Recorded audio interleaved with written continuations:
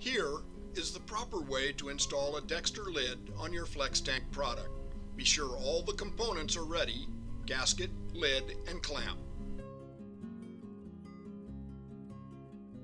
The gasket may need to be stretched slightly to facilitate ease of installation.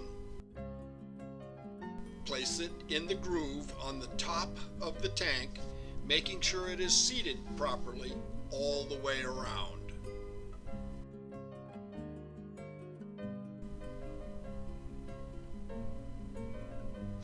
Carefully place the lid on top without disturbing the lay of the gasket. Now, take the clamp and place it around the tank flange and the lid. This is critical. Once the clamp secures the lid to the tank, place the keeper over the catch and latch it shut. The catch is angled, so be sure it is away from the tank. If necessary, the latch tension can be adjusted with a 7/16 inch socket wrench.